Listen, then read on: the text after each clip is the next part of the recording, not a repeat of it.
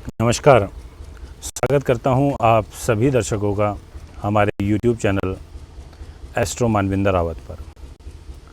मित्रों, दिनांक 14 मई से इस सौरमंडल के राजा, ग्रहों के राजा सूर्य राशि परिवर्तन करने जा रहे हैं।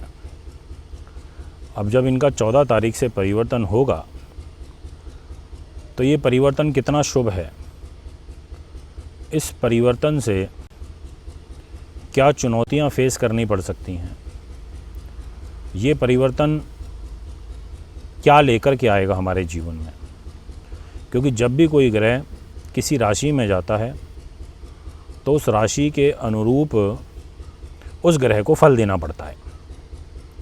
अब यहाँ पर जब सूर्य अभी तो मेष राशि में है, 14 तारीख को वृषभ राशि में प्रवेश करेंगे और वृष में जाने के बाद में कंफर्टेबल होंगे या अनकंफर्टेबल, ये चर्चा का विषय है।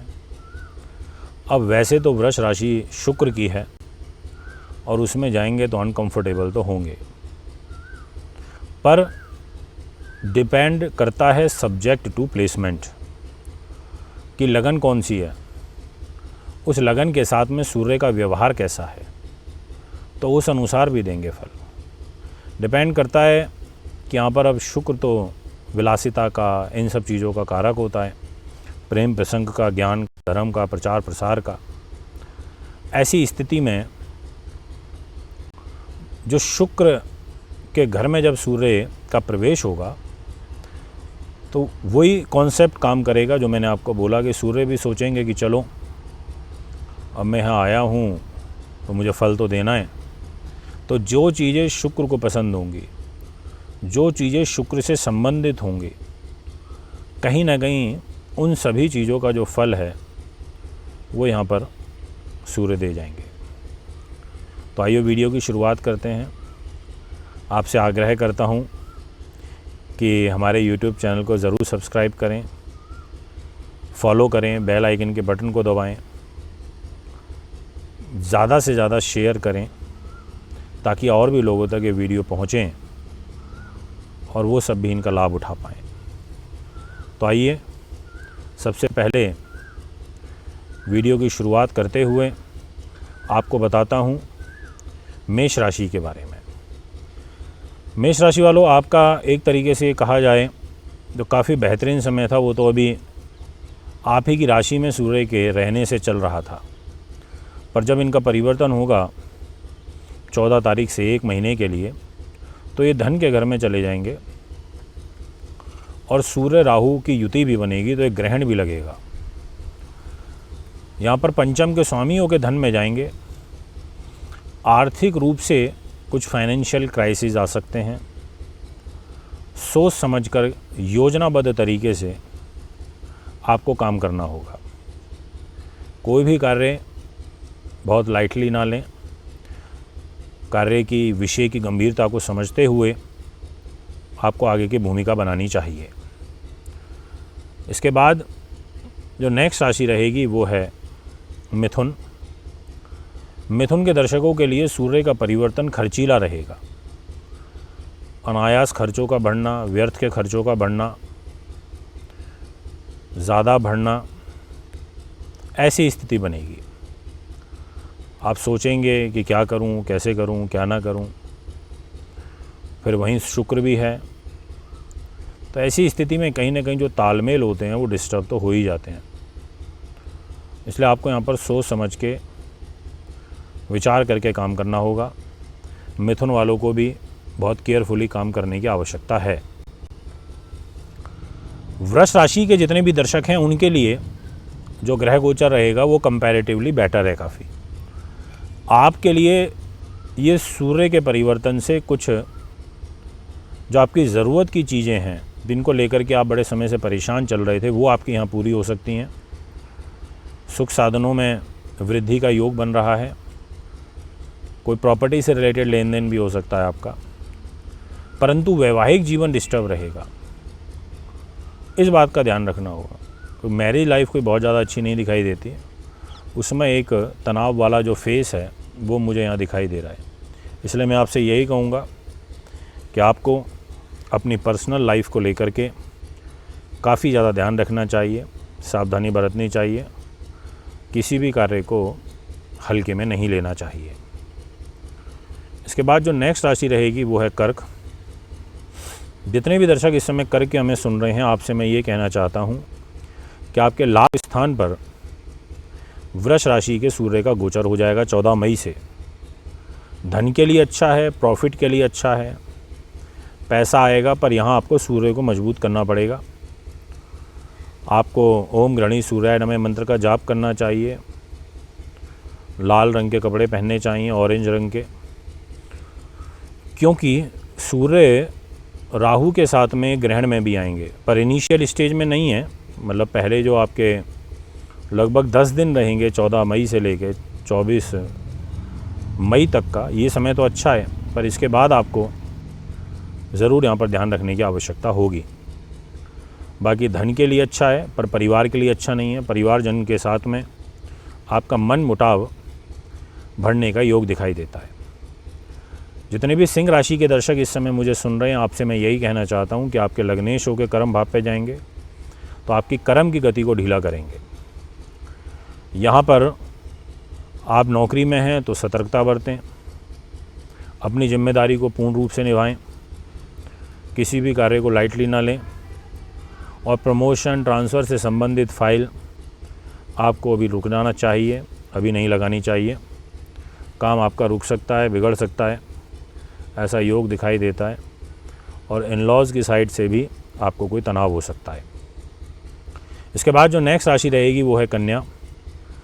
आपके लिए निश्चित तौर पर ये अच्छा है, भाग्य के रूप में अच्छा है।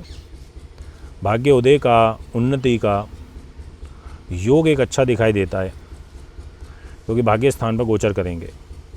पर खर्च के स्वामी हैं, तो ऐसी स्थिति में खर्चे भी बड़े ज़बरदस्त कराएंगे, इसमें भी कोई दोहराया नहीं है।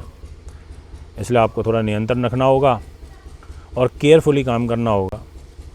किसी भी कार्य को बहुत गंभीरता के साथ में करें, उसको लाइटली ना लें। तुला वालों, आपको स्वास्थ्य के प्रति विशेष ध्यान रखना है, क्योंकि हेल्थ के लिए ये सूर्य का परिवर्तन आपका अच्छा नहीं है। अष्टम भाव में हो रहा है, वहीं पर राहु भी रहेंगे, तो कहीं ना कहीं स्वास्थ्य पीड़ा पेट से, आँख से, हृदय से, हड्डियों से संबंधित कोई ना कोई आपको लग सकती है। इसलिए थोड़ा केयरफुली रहें, सावधानीवश रहें। वृश्चिक वालों, आपके लिए भी जो परिवर्तन है कोई ख़ास नहीं है, क्योंकि एक तो मंगल का मंगलिक दोष, दूसरा सूर्य का ग्रहण, राहु का सूर्य का ग्रहण दोष, पति के घर में, पत्नी के घर में सूर्य का रहना, केतु का देखना, ऐसी स्थिति में सेपरेशन हो सकता है। अब घर परिवार में इस समय लोग सब इकट्ठे रह रहे हैं, लॉकडाउन चल रहा है, तो कोई लड़ाई झगड़ा बढ़ सकता है, किसी छोटी बात को लेकर तनाव ज़्यादा हो सकता है। इसलिए आपसे कहना चाहता हूँ कि ज़्यादा तनाव, ज़्यादा झगड़ा, इन सभी चीज़ों से दूरी बना करके रखें, नहीं तो कहीं ना कहीं वृश्चिक वालों के लिए मुझे ग्रह अच्छा नहीं दिखाई दे रहा। जितने भी धनु के हैं उनको भी सावधानी बरतनी है, उनके लिए भी ये सूर्य का परिवर्तन कोई ख़ास नहीं है। भाग्य को लेके छठे भाव में चला गया, भाग्य से सूर्य छठे में जाएगा तो नौकरी में विघ्न उत्पन्न होगा, जॉब को लेके खतरा उत्पन्न होगा। राहु वहाँ छठे भाव में बैठे हैं, रोग, स्वास्थ्य पीड़ा, पेट, हड्डी, आँख, हृदय से संबंधित रोग, आंतों में शिकायत, हर्निया की शिकायत, ऐसी प्रॉब्लम का बढ़ना। इसलिए आपको भी यहाँ पर विशेष सावधानी के साथ में इस समय को निकालना चाहिए। इसके बाद जो नेक्स्ट राशि रहेगी वो है मकर। मकर के दर्शकों, आपके लिए फिर भी कंपैरेटिवली कुछ बेटर है इस सूर्य का परिवर्तन। सूर्य से ज़्यादा मैं यहाँ पर शुक्र का रोल इन्वॉल्व करता हूँ। सूर्य तो यहाँ पर कोई विशेष भूमिका में नहीं है, पर शुक्र की, राहु की, बुध की युति भी साथ में बनी हुई है, तो ये आपके लिए बेनिफिशियल है। इसीलिए आपको सूर्य का तो मेन रोल सभी 12 राशि वालों के लिए ये रहेगा कि आपको अपनी हेल्थ, स्वास्थ्य, इन सब चीज़ों का ध्यान रखना है। यहाँ मकर वालों के लिए भी अष्टम के स्वामी होकर के सूर्य पंचम भाव में चले गए, तो कहीं ना कहीं आपके लिए भी यहाँ स्वास्थ्य हानि का योग बन रहा है। जितने भी कुंभ के दर्शक हैं, आपकी जो ग्रह गति रहेगी वो कुछ बेटर है। केंद्र में आ गए हैं सूर्य, अपनी राशि को केंद्रीय प्रभाव से देखेंगे तो कुछ आपके काम बनाएंगे, कुछ बिगड़े हुए काम बनाएंगे। आर्थिक रूप से जो स्थिति है उसको मजबूत करेंगे, पैसा आने का, धन आने का योग बनेगा। कोई दाव पेच, कोई उलझन चल रही थी तो वो दूर होगी। जितने भी मीन के दर्शक हैं उनसे मैं यही कहना चाहता हूँ, आपके लिए कॉन्फिडेंस, पराक्रम लेकर के आएंगे, पर साथ में स्वास्थ्य की हानि लेकर के आएंगे। इसीलिए आपसे मेरा विशेष आग्रह है कि आपको हेल्थ के प्रति काफ़ी ज़्यादा ध्यान रखना है। बिल्कुल भी लापरवाही ना बरतें, अन्यथा दिक्कत हो सकती है। छोटे भाई बहन मित्रों के साथ में तनाव हो सकता है, उसका ध्यान रखें। ये सभी बातें हैं जिनका आपको ध्यान रखना चाहिए। मित्रों, ये है पूरी की पूरी 12 राशियों पर फल। आप भी कुंडली बनवाना चाहते हैं, दिखाना चाहते हैं, पूजा पाठ, व्रत लेना चाहते हैं तो हमें संपर्क कर सकते हैं। एक बार पुनः आगामी कार्यक्रम में उपस्थित हूँ। नमस्कार, धन्यवाद।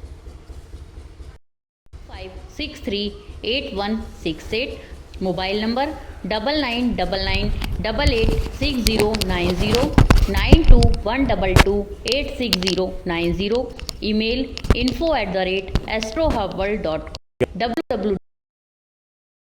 अगर आप घर का नक्शा बनवाना या वास्तु विजिट या पूजा पाठ करवाना चाहते हैं तो आप हमें निम्न पते पर संपर्क कर सकते हैं। हमारा दिल्ली का पता है महर्षि पराशर ज्योतिष विद्यालय, C9 महिंद्रा पार्क, पंखा road, near Janakpuri, C1 bus stand, new Delhi 59। Phone number 0112563